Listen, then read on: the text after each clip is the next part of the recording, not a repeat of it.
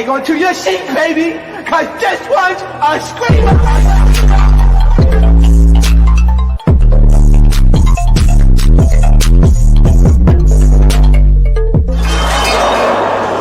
Are you not entertained? Are you not entertained? What is going on, Entertainment? So time come to y'all with another video. We talking Hollywood hot topics. Before I get started, make sure y'all hit that like button, hit that subscribe button. Let me know what y'all think about this video, okay? Now, I'm one of the guys that Dame Dash is talking about, okay?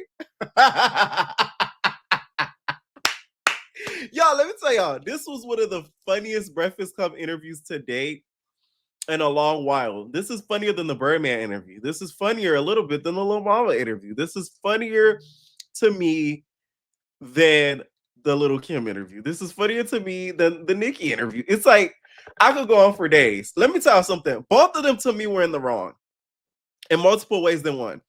Charlamagne, you came in with that Plains t-shirt. You know what you were trying to do. Come on now. You don't wear that regularly. You don't just walk around wearing that clothing line. You wore that purposely because you knew Dame Dash was coming. Dame Dash came in very defensive. You just filed bankruptcy, and you came in with a chip on your shoulder. You came in with a point to prove. It was clearly obvious from the moment he stepped into that studio. Like, to me, Dame Dash was having like a dick swinging contest. That's what it was giving. Mine is bigger than yours. Mine get harder than yours. Mine got a bigger vein. Mine got a bigger tip. Mine's is longer. He wouldn't like that conversation. Like, it was very weird to me how he just tried to persuade them and kind of tell them how he's living a better life than he does. How is it bad that they're radio hosts full time and they've been doing it for years when these two, Charlamagne and Envy, have not ended up in financial trouble as of recent, at least? So to me, you can't shame them for having a job. That's crazy. In this economy, nigga, please. The funniest part of the interview, of course, is the whole him calling Charlamagne gay, which watching that interview was so exhausting. Like, I was 39 minutes into it, and I'm like, oh my God. It felt like a bad therapy session. I think Dame has went so much through this industry and is struggling so hard, I feel like financially, that he's trying to prove to everybody that he's not. Like, it's okay to struggle. We all are struggling in some way. It may not be financially, but it may be in another way. And I feel like somebody needs to tell him that it's okay. Like, you don't need to prove that you're the richest man out here or that you're the most business-minded ever. When he said that to Charlamagne, I was not surprised. There's a show that Dame Dash's daughter is on. It's called Next Gen NYC. It's on Bravo TV. And I remember watching the show. There's a white man on there by the name of Charlie. He is straight. He has beefed with one of the cast members on there for leaving a fucking speaker. And her taking a speaker home with her and not returning it in time. He has gotten into it with many of the females on the cast, and specifically got into it with Riley, which is Candy Verse's daughter, right? Which all the cast members ended up getting on him about. So he was getting into it with the female cast. So Ava, which is his daughter, was telling him, hey, Charlie, which is Ava's friend, gotta mention that, very good friend, was telling him, hey, she was telling him like, oh, he's been getting into it with a lot of the females, blah, blah, blah. You know, the first thing this man asks is he into females? Is he straight?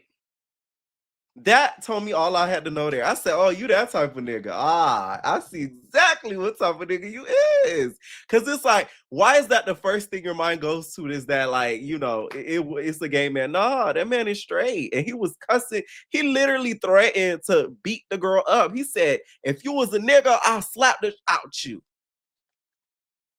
He didn't say the N-word, but he said if he was a man. So it's like, that showed his mindset. So this interview wasn't, to me, a shocker at all, because it like, that was a reminder. You know what I'm saying? Him telling Charlamagne he thinks he's gay, I feel like it's ignorant. First of all, we always get thrown into shit. It always goes back to gay. We minded our business, it goes back to gay.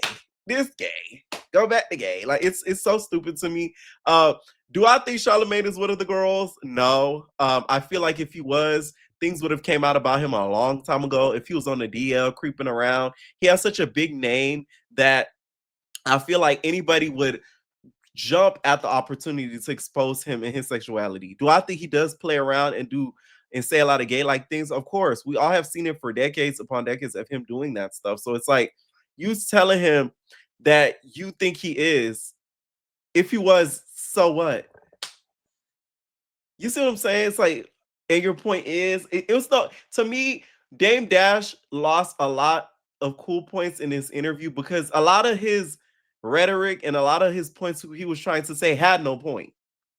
You're trying to say you think he's gay. What is and what does that solve and what does that prove?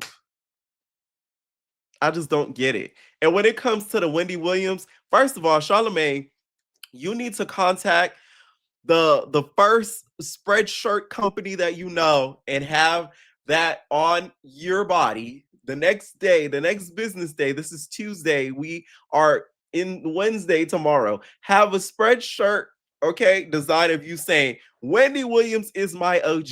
You need to have that, okay? Because that in itself also you tell it, oh, you know, your Wendy Williams is your OG. So that's a black successful woman who made a way out of nothing. Let's not act like Wendy Williams was a spitting beauty now, especially when she started. Y'all was calling her a T-girl and some more shit. So it's like you're now shaming a black woman who helped a black man. But to me, Dame Dash doesn't. He's to me has always been a coon. From what I've seen of him all over the internet, to me, he's always been a little bit of a coon. He's always been a little bit of a coon. That's just the vibes I get from him because it's like you're trying to basically sun a room full of black people and try to make them seem less than, and you literally filed chapter 7 bankruptcy. So how could you dare be a hypocrite and literally sit there and try to shame people for how they're living when they're literally working?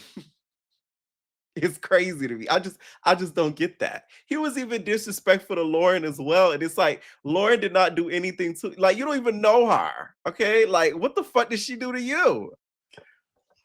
The interview felt like a big SNL skit. Like I felt like I was watching a radio SNL skit. The interrupting of it all. Let's talk about that. So they kept interrupting each other. I will say I have a big issue with interrupting. Like I be interrupting people. I ain't gonna lie to you. Like a lot of when I do interviews, when I edit, I do be having to cut out me interrupting people because I be getting so excited and asking questions and people coming back with answers and blah blah blah. So I do interrupt people. I will say that. But when it comes to the way that Dame was acting, he was being hypocritical because you can't get mad at people for interrupting you and then you interrupt people. So which one is it? You can't say, "Oh, let me talk. That's feminine. That's feminine. You a girl. You a girl." And then Charlamagne trying to ask the question, you're like, "Duh, duh, duh, duh." You a hypocrite. And another thing he said to me that was crazy, he started to call out Envy's RICO charge. As we all know, Envy is allegedly facing some legal issues due to some past alleged things that he's done, right? So he started calling him out on that, which to me is another thing that makes him look stupid because you're going through some issues, you're going to call somebody else out that's going through some issues. That's the stupidity for me. That's the hypocrisy. Okay. You a hippo. I don't get it. Okay. Now, Envy, you can see Envy started to get super frustrated because he wanted to start pulling out paperwork to be able to prove his innocence to the fact that, you know, all of those are lies. And he has all these letters, the FCC started putting all these letters. So Charlamagne's telling him, hey, don't pull out no letters. You ain't got nothing to prove to him. One thing I will say, Dame has a point on is the laughing. I do think, Charlamagne, you need to stop laughing at everything. I'll be laughing at too, but it's like it's cause shit funny, you know, shit tricky. But I do feel like it is a little disrespectful to laugh at everything. I thought at one point Dame was gonna knock his bitch ass out. Like I thought he was gonna bow.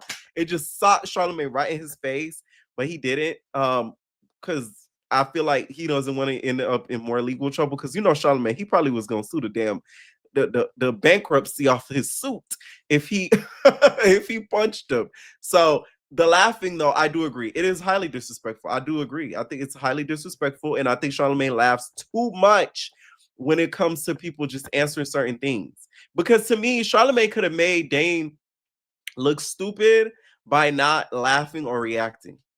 Sometimes you can't react to people being a fool. You just gotta let them be a fool so they could just look stupid. You reacted to it, people gonna be confused on who really the fool. So I think this was the case that Charlamagne should have really just sat there and not shown or reacted to anything and let him make a fool out of himself. It would have been glorious. But Charlamagne's petty like me and he played into it. So I'm not even mad at it. Another thing this interview made me realize how important Angela Yee's position was in the Breakfast Club. Just the hilarious, you barely said shit, bitch.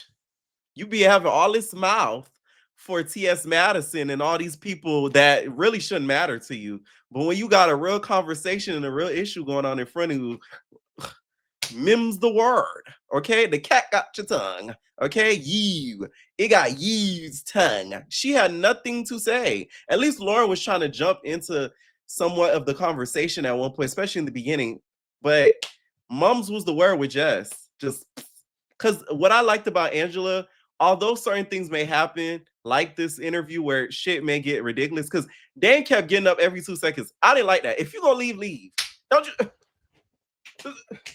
Nigga, where you going? You ain't going nowhere. Sit your ass down, okay?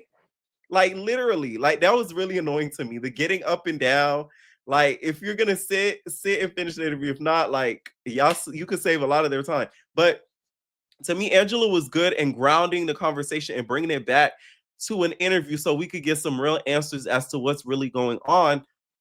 And nobody in that room really did that. Lauren did try though, so I appreciate her for at least trying to do the effort. But to me, just what was that?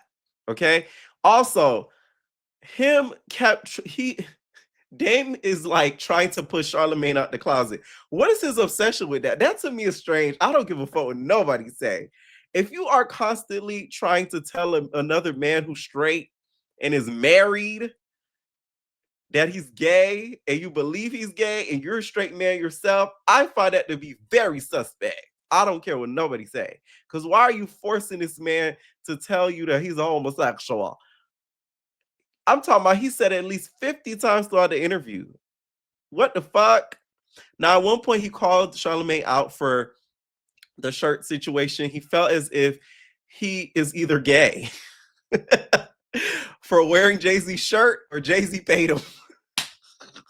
I'm like, now wearing another man's clothing brand is gay. I feel bad for straight men. Y'all don't have no y'all have no permits to do shit around here. Anything y'all do is gay. Y'all walk, oh, that's gay. Y'all sit, oh, that's a little gay. Okay? Y'all be buying y'all nails, oh, that's gay. Like, y'all can't do nothing without being called a homosexual. Like, that is to me is insanity. And what bothers me is Dame talks about them being chatty patties as if it's not their job. Because my whole thing is this. Okay, let's talk about it. If somebody you consider them a gossiper or whatever, and they're doing and they're a journalist, you can't say or try to negate what they are because that's literally what they do for a living. They're not doing it for free. Like they're both radio host journalists. So how is that to them being chatty patties? Because that's something he just kept bringing up throughout the whole interviews, the whole chatty patty, and talking about how they talk about people they don't know on camera. That's what people do. So if that's the case, every news person you see on TV, they're a chatty patty, whether they're the straightest, buffest nigga ever, chatty patty, females chatty patty. Everybody's a chatty patty then. Whether it's on the internet, the radio, or the television, everybody's chatty patties, if that's the case. And what Charlamagne said is a great point because it's like you're talking about people too on the internet, online. You do the same thing. You've done the same thing. So it's like, how could you differentiate the two? Here's another point where I deem with Dame Dash. Charlamagne play too much. You reaching your hand out. I'm sorry. The shit was funny, y'all. I don't care, okay? It's because I share the same humor as that fuck nigga Charlamagne. When he put out the hand for the handshake, y'all try to get this old man a stroke, okay? If y'all leave this man alone, bro, like, oh my god. Now that's what I'm talking about, where Charlamagne does take it too far, because it's like, don't be trying to touch on people and stuff like that. You know this man already got pressure with you.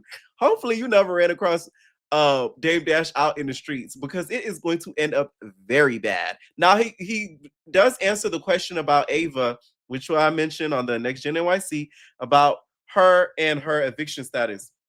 If you guys don't know, there were publications that put out the fact that she got evicted out of her apartment. That's a big thing that the Next Gen NYC fandom was talking about, was her and her being evicted, right? So she says that she was giving the money to somebody to pay and they weren't paying it.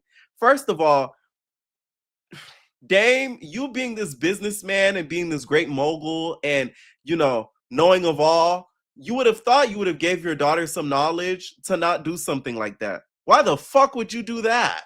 Now we're going to have to hit you with the why would you do that? Because that don't even make no goddamn sense. It's not like she's a big star like Beyonce that she cannot look over her finances. Now, I know you ain't doing that. I can't believe you did this. That's why I don't tell you nothing. Because why you do that? Why I do what? Why you do that?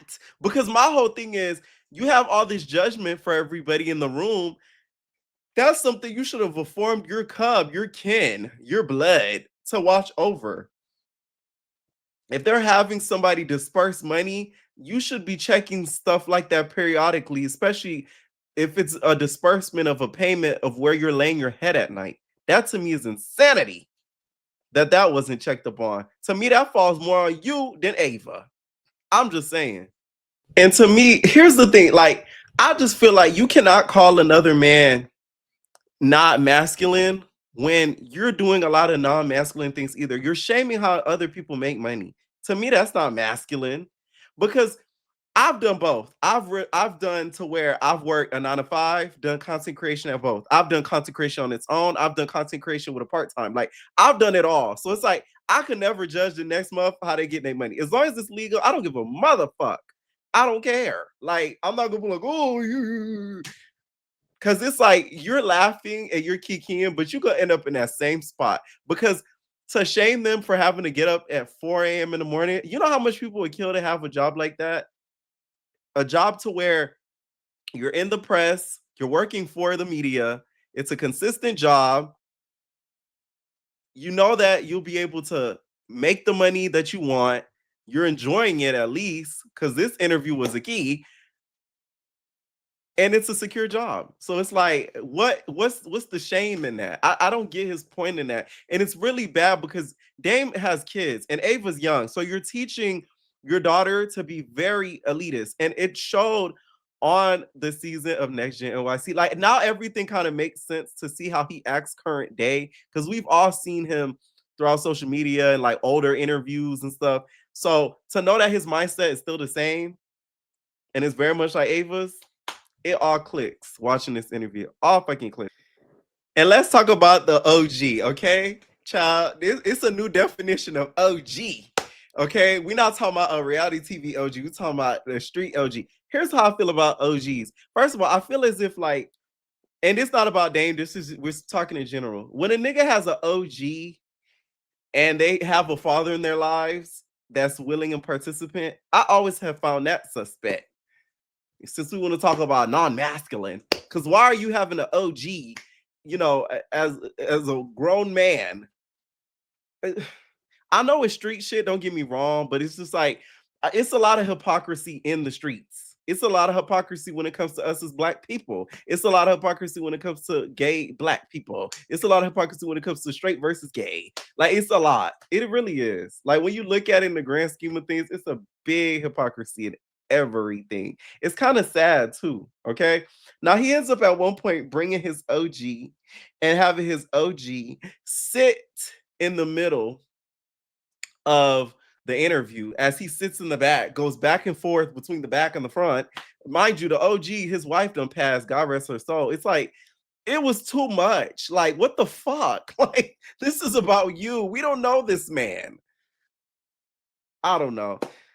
The interview to me could have been conducted a lot better if Dame had came in with more of a like openness. He really could have clarified a lot of things instead of kind of making like himself look to me like a clown. Y'all, let me tell you, the other day, y'all, I met Papa Keith. He's on 103.5 The Beat. I had to hit him up and ask him what he thinks. Cause I said, I know you lying. Cause that's a radio host. You feel me? So it's like all the radio hosts, y'all all have to feel away. Cause he wasn't talking just about the Charlamagne, the DJ Envy, and Lauren and Dress. He's talking about all of y'all niggas. Cause y'all get up 4 or 5 in the morning to go to the radio show and talk y'all shit. So to me, he insulted a whole career field. So I want to know what you have to say. Okay. So I had to hit him up because I met him the other day at this program I'm in. And I had to see because I'm like, I want to know what you think about that. Because you know what I'm saying? Like, y'all, the other day I met Papa Keith, and he said he wasn't the most happy with what we do now, which is podcasting and, you know, like the internet, Twitch, YouTube, all that stuff. Like, you know what I'm saying? Like, he's old school. So it's like to see somebody old school insult what's old school, which is radio, was very interesting to see. Okay. Let me know what y'all think about this interview, guys. I really want to know you guys' thoughts because it was very entertaining. Let me know what y'all think, and we're out, babies. Welcome to the house of entertainers.